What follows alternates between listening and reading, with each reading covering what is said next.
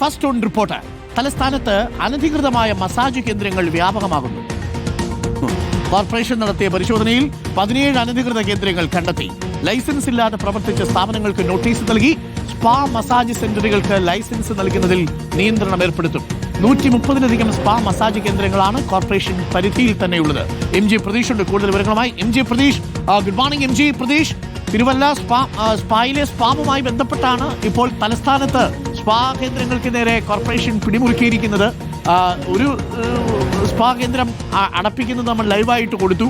ഇപ്പോൾ അനധികൃതമായി 17ഓളം മസാജ് കേന്ദ്രങ്ങൾ അവിടെ പ്രവർത്തിച്ചിരുന്നു എന്നാണ് അറിയുന്നത്. ക്രോസ് മസാജ് അടക്കമുള്ള ചില സംഗതികളൊക്കെ അവിടെയുണ്ട് എന്നുള്ള വിവരമാണ് ഇപ്പോൾ പുറത്തു വരുന്നത്, അല്ലേ? എന്താണ് കൂടുതൽ വിവരങ്ങൾ പ്രതീഷ്?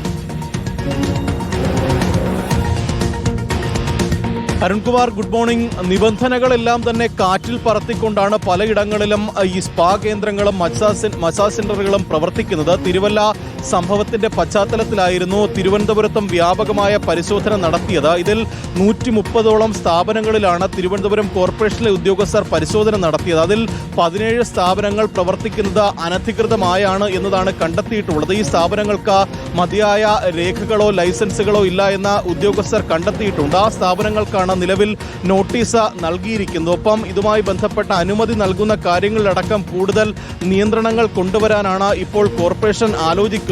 സർക്കാർ അംഗീകൃത സർട്ടിഫിക്കറ്റ് ഇല്ലാത്ത സ്ഥാപനങ്ങൾക്കൊന്നും തന്നെ ഭാവിയിൽ അനുമതി നൽകേണ്ട എന്നുള്ള ഒരു തീരുമാനത്തിലേക്ക് കൂടി തിരുവനന്തപുരം കോർപ്പറേഷൻ എത്തുന്നുണ്ട്. അത്തരത്തിലൊരു നടപടിയാണ് പ്രധാനമായും എടുക്കുന്നത്. പലയിടങ്ങളിലും പരിശോധന നടത്തുമ്പോൾ സർക്കാർ നിഷ്കർഷിക്കുന്ന പല മാനദണ്ഡങ്ങളും സ്പാ കേന്ദ്രങ്ങൾക്കോ മസാജ് സെന്ററുകൾക്കോ ഇല്ല. ഒരു രജിസ്ട്രേഡ് ഡോക്ടർ നിർബന്ധമാണ്. ഒപ്പം അംഗീകൃത ആയുർവേദ തെറാപ്പിസ്റ്റുകളടക്കം ഈ സ്പാ കേന്ദ്രങ്ങളിൽ ആവശ്യമാണെന്നിരിക്കെ ഇതൊന്നും തന്നെ ഒരു സ്ഥാപനങ്ങളിലും ഉണ്ടാകാറില്ല. അതുകൊണ്ട് തന്നെയാണ് അത്തരത്തിലുള്ള സ്ഥാപനങ്ങൾക്കെതിരെ ശക്തമായ നടപടിക്ക് ഇപ്പോൾ കോർപ്പറേഷൻ ഒരുങ്ങുന്നത്.